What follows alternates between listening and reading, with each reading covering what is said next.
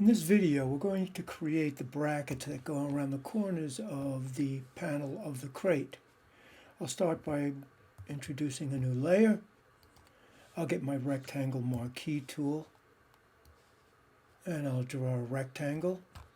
I'll go to my swatches and I'm going to roll over my grayscales, and in my grayscales I'll choose 50% and then option delete to fill it. Now I need another one for the vertical piece, so I'll hit V on the keyboard. Holding down the option, I'll drag, I'll hit Command T, I'll rotate it 90 degrees clockwise, and I'll line it up in the corner. Next we're going to use the dodge and burn tool to add values of dark and light to this angle. I'll hit O on the keyboard, and from the toolbar, I'll choose the little hand. Right-clicking inside my viewport, I'll make the hardness 0 and the brush size about 100. And you notice that there's an exposure up here. You can play with the exposures if you want it to be more pronounced. Obviously the number would be higher. Now I'm going to start by putting some dark values in. So I'll just click and drag across, and you can see you can start to build values that are darker than the original. We always start with about 50% gray and go back and forth with lights and darks. So I'm putting it in 3 different places, and then I'll go and I'll get the dodge tool and I'll make sure the hardness of that is 0 as well, and I think I'll make the brush size for that about 40. And now next to the darker values I'll go and put some lighter values.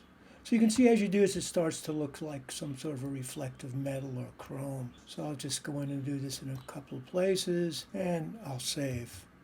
Now the next thing we needed to do was put the bevel and emboss on to give it a 3-dimensional quality. So in the layer window, I'll go over to the layer itself, and either I'll go to FX or I'll double click anywhere in the gray, and I'll choose the bevel and emboss. And in here, I'll set it for chisel soft, and the depth I'll max out to 1000, and then I'll start to adjust the size. I'll make the size 5, and then I'm going to go down and put an outer glow on it, and I'll make sure that it is a real dark brown from the file itself. I'll make the blend mode multiply, the opacity 100% for the time being, and then I'll start to adjust the size. I'll make the size about 10, and then I'll start to back off on the opacity a little bit, and I'll make the opacity 70. Now I'm not putting any noise or spread on this, and then I'll click OK. Now I have the bracket, but I also need the screws that appear there. So if I would hit M on the keyboard and switch to my elliptical marquee tool, I can now go in, and with my shift key,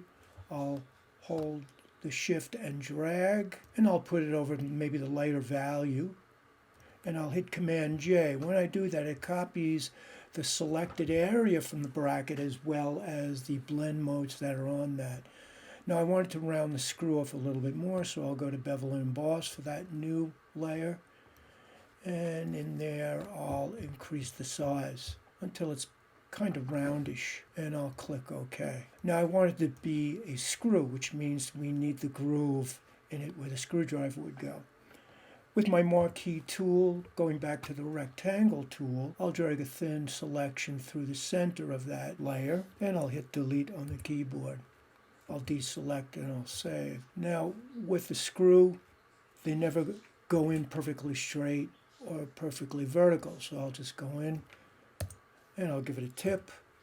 I'll put this one over here, and I need 3 more. I'll make a selection, broad selection using the marquee tool, or I could hit Command A. Hitting V on the keyboard, I'll hold my option and my shift and drag a copy over to here. So now with Command T to transform, I'll change it so they're not identical. And I'll hold my option key again, and I'll drag one down to here, Command T, and I'll make a different angle for that one. Holding my option and shift, I'll drag the last one here and deselect and save. So all of those screws are now on the same layer. Now I need to make 3 more of these. So I'll merge the layers. So it's both layers selected. Either I'll go up to the right-hand corner and choose Merge Layers, that little waffle in the corner, or I'll hit Command E on the keyboard. Now all I would need to do is to scale it and replicate it and put it into position. And much the same as we did with the screws, I'll make a selection, Command A, V on the keyboard, Option Shift, drag a copy, flip it over, and so on. And I would do the same for the one at the top.